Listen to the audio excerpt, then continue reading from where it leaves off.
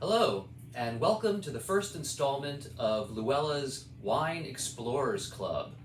My name is Noel Scher. I am the retail manager here at LouElla, and on behalf of the whole team here, just wanted to thank you for joining the club, supporting our independent local business, and we hope that you'll enjoy taking this wine adventure with us as we explore some new producers, perhaps new regions or varieties that you haven't checked out before. As a little reminder of how the club works, the wines in the 4-pack that you've received are exclusive to club members only for a full month. So these wines you will not see here for a full month on our shelves. If there are wines in this selection that you especially like and you'd like to order more of, you'll have that full month to order more of them at the 20% discounted price, as long as the wines are available.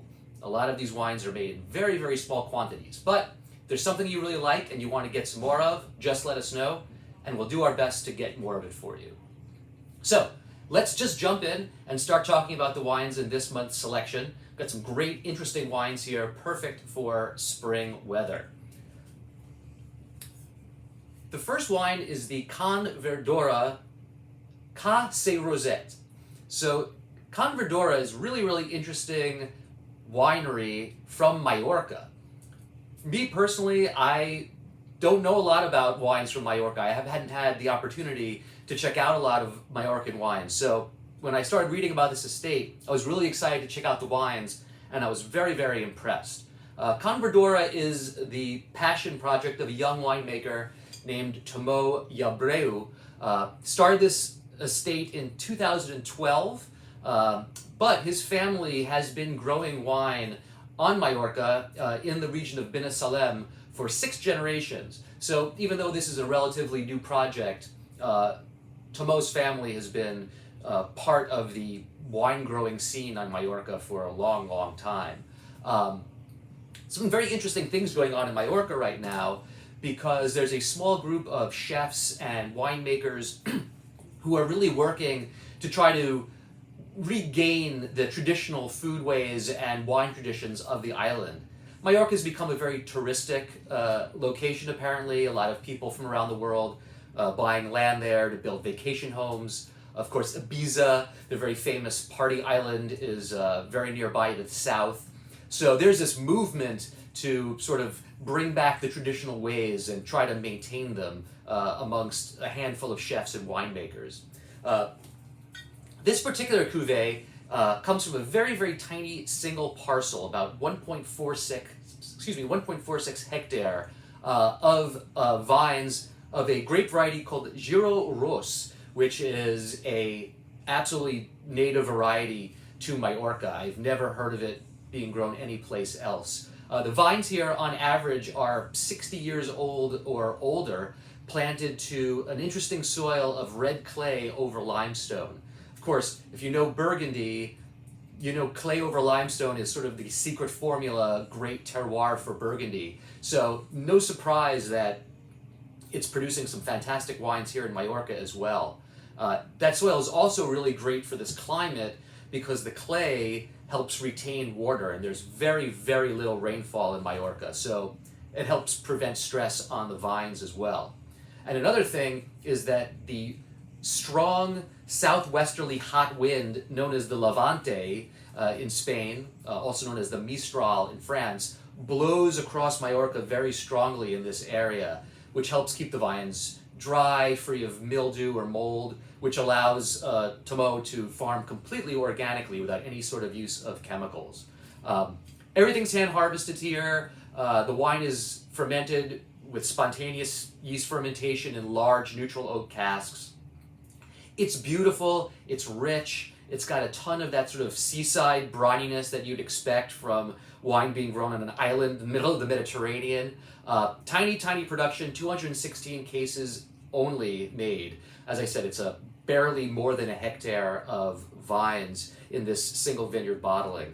The wine has also got a beautiful, rich texture, kind of a light, dried pineapple note, a little bit of a tropical note to it in the finish. Just a beautiful wine for drinking on its own. Definitely great with any sort of fish, seafood, oysters. Great, just sipper with light cuisine. Normal price on this would be $40 on the shelf.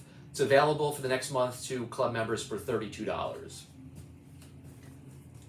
Next up, speaking of Burgundy, is the Claudie Jobert Rue Montagne La Folie. This is another interesting story. Claudie Jobert is the daughter of Laurence Jobert, who is a very, very well-known winemaker in France. She, for 20 years, was the head winemaker at Joseph Drouhin, a very, very well-known, larger but justifiably famous Burgundy estate. But Claudie, after studying at her mother's side for very many years, and then also doing stages at different estates throughout France and the world, came back home and started her own estate in 2002 from vines that she inherited from her father's side of the family in Rui.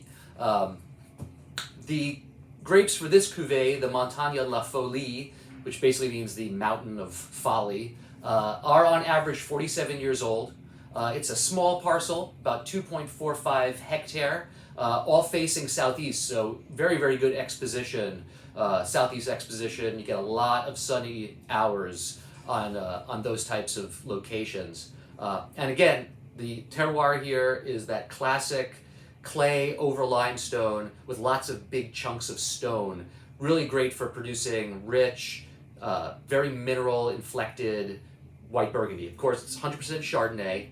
Only about 30% of this wine is aged in oak that is 1 or 2 years. So there is a tiny bit of that just mild toast to the palate on this wine, but it is really well balanced. Normally it would be $50 on the shelf. Again, $40 for club members in April. This is an amazing value in white Burgundy. Wines from little lesser sort of celebrated appellations like Rui can often be absolutely huge, huge bargains, and this is definitely one of those. Moving on to the reds, the first is actually a wine from California. This is Martha Stoneman Richetti Vineyard Carignan. So Martha Stoneman started her winery in 2014, and she is one of the sort of more celebrated in this new generation of young California winemakers who, they don't necessarily own their own land, but they are identifying vineyards and parcels in cooler microclimates where they can farm organically and make wines that are not as sort of big and dense as California wines are classically known to be. This one comes from a single vineyard, the Richetti Vineyard in Redwood Valley, which is part of the Mendocino area. But it's Old Vines Carignan. Carignan is a grape variety you don't necessarily think of for California. It's more typically grown in the southern Rhone and along the Mediterranean in France. But there are little pockets of Old Vine Carignan planted, especially in Mendocino County. This particular vineyard was planted in 1948 and completely dry farmed and also farmed completely organically. This wine really reminds me a lot of natural wines that I first started drinking 20 years ago, like the kind of first natural wines that were coming to the market. They have the bright, juicy kind of primary fruit quality that you think of for like a naturally made wine. In other words, organically grown, minimal intervention winemaking, natural yeast, very low use of sulfur. But it's also clean. It doesn't have a funky quality to it. It just reminds me of these sort of very joyful wines that I first started drinking, like I said, 20 years ago when people first started talking about natural wines. So just a beautiful bottle of wine that you can enjoy on its own, definitely with meaty dishes, light red sauce pasta. There's a nice acidity here. And it's only 12.5% alcohol, which for California these days is extremely light and very, very quaffable. Tiny production, 534 cases made, regular price $50, $40 for club members through the end of April. And finally, we're going to go back to Spain, but to mainland Spain. And this is the Castro Ventosa Valtuil. This is a property owned by the Perez family. If you're sort of a watcher of Spanish wines, that name may ring a bell because of the winemaker Raul Perez, who is one of the real superstar winemakers of Spain, has been for 10, 15 years now, kind of recognized as one of the great winemakers of Spain. And it's his family that has owned this property in Bierzo, in Galicia, just north of the Portuguese border, since 1752. In fact, the Perez family is the single largest landowner in Bierzo. They have about 75 total hectare under vine owned by the family. And Raul makes most of the wines coming from his family's vineyards. The grape here is Mencia. It's the primary red variety of Bierzo. Mencia is a grape that for a long time was considered to, was mistakenly identified as basically Cabernet Franc, but it has since been discovered that it is a sort of genetic relative of Cabernet Franc. It isn't the same grape, but it does have a similar mid-palate weight to it. Nice purple fruit. It's not deeply tannic wine, so it drinks very, very beautifully young, but has these lovely kind of purple floral notes, lilac notes, a little bit of peppery spice in the finish. Just a great food wine, a wine that's going to pair well with a lot of different dishes. This wine, again, tiny production, just a few hundred cases of this one made every year. $47 normal price. For club members, $37.60 through the end of April if you want to get some more. So I hope you enjoy exploring your selections for April. We look forward to finding more cool stuff for you in the coming months. And if you have any questions or you want to place some orders, you can just call us at the store, or you can get in touch with me directly at Noel, Noel, at LouEllaDurham.com. All right, enjoy the wine, and we'll talk to you soon. Thanks.